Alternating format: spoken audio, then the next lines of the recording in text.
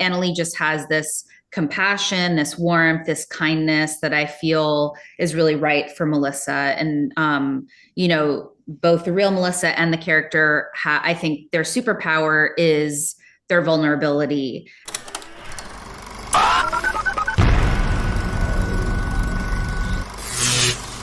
Hi guys, I'm Kristen Maldonado from Pop Culture Planet. It's so great to meet you. How you doing today? Good, how are Hi, good. How you? are you? Good, good. I mean, this show was such a wild ride. And I wanted to start with you, Melissa, about what it was about Annaleigh Ashford that you felt was sort of like the right pick to portray you in this series. Jennifer actually made the pick for Annaleigh, and I think she's an incredible actress. She brought her own talent definitely to the screen in portraying the essence of my story, and I'm truly in awe, and it's surreal for sure. She was someone that we talked about from the very beginning, way back in 2018, 2019, when I got the rights to this and we're putting the pitch together. Michelle King, one of our EPs, suggested Annaleigh. And so she was always in the back of my mind. Obviously, there's a physical resemblance. But I think even more than that, they both have, Annaleigh just has this compassion, this warmth, this kindness that I feel is really right for Melissa. And, both the real Melissa and the character, I think their superpower is their vulnerability and, creating a sense of safety to allow other people to open up and tell their story. And so Annaleigh just really, led with that, led with that empathy completely. She's just so perfect in the part. Hazel is Melissa's teenage daughter. She goes through a lot of experience finding out different aspects of her relationships with her family and her friends. She goes through some difficult times at school because her grandfather is the happy face killer. And in a lot of ways, her storyline mirrors Melissa's, which is pretty interesting. Working with Annaleigh, I definitely learned a lot, different acting techniques and such. Obviously, this is like based off of a true story. I was wondering how much of it was based off of like real things and how much of it was like we want to tell like an expanded story. All my flashbacks in the series are based on my true experience. And then, Jen, you could speak to the fictionalized parts. Yeah, the present day story, I always knew I kind of wanted to do a slightly fictionalized version of the present day story, partly to give privacy to the other people in Melissa's life because, we're working with Melissa, but we don't have consent necessarily from everyone else in her life. So I wanted to protect her kids, her siblings, et cetera. But also, I saw an opportunity to kind of tell a bigger story about true crime. And so while her emotional story and sort of the essence of the story and this relationship with her dad, I think of it all as true. And I always wanted to remain true to that sort of emotional conflict and that character arc. The Elijah character, the Heather character, this sort of ninth murder is invented. However, Keith has confessed to other murders and he said he's killed up to 100 women. There are cold case investigations going on about him. So I kind of took this true thing and then made a made up version of it for our purposes. The story around Elijah is so interesting too because it's like you're tackling a couple of things there of like someone who's wrongfully convicted, someone who, is a person of color that is, Yeah. kind of put in this situation. And I was wondering, like, what was it about that it was like, this is the story we want to go with. Melissa's story is that's what made me want to write this show. But then once we started getting into building it out in a writer's room, I think, one of the things that she's talked about so much is her relationship with the media and how, with victims of crime, the media is a tool that you sort of have to use to get your story out there. But then, also it can take advantage of you. And, I'm just interested in true crime in general in our culture and how we watch it. And we're kind of obsessed with it. But why, and these are like real people, real lives. And so with Elijah, I'm really interested. I was listening to a ton of like wrongful conviction podcasts at the time. And we had our consultant was the head of the Innocence Project in Texas. So he worked on the show with us. So it just felt like another opportunity to explore some different elements of crime that often, obviously race has a lot to do with who's incarcerated. Most of the people wrongfully convicted are often people that are Black and brown. So it did seem like an opportunity, if we're going to fictionalize, if we're going to make the story kind of bigger and ask some bigger questions, it seemed like the right way to expand. Tamara, I mean, your character gets a little meta in that this is a TV show and she's coming from the TV side of things, trying to uncover the truth about the happy face killer. So I was curious of what you could tell us about the balance of like finding the truth versus sensationalism. Ooh, I think what drew me in, and I think what Ivy was even drawn into with the story, is that, again, it is firsthand experience.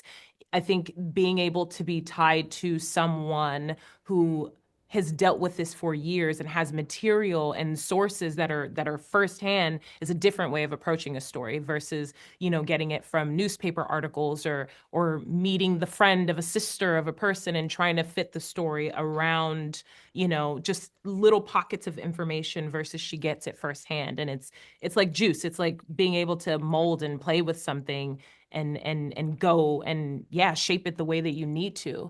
But bridging the balance between sensationalism and kind of story fact research, I think is just approaching it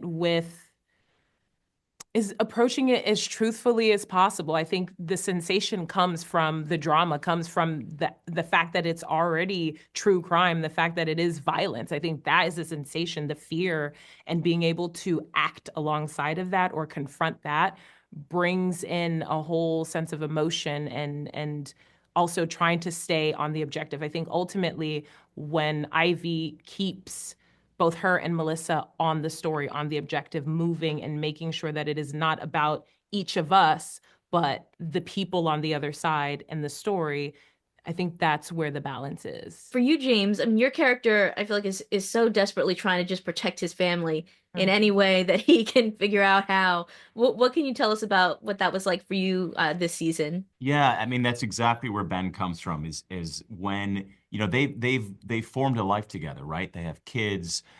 Ben has a reputation at work. Melissa has a great job, and for Ben, that's the American dream. And then what you see in the show is the American dream get ripped apart.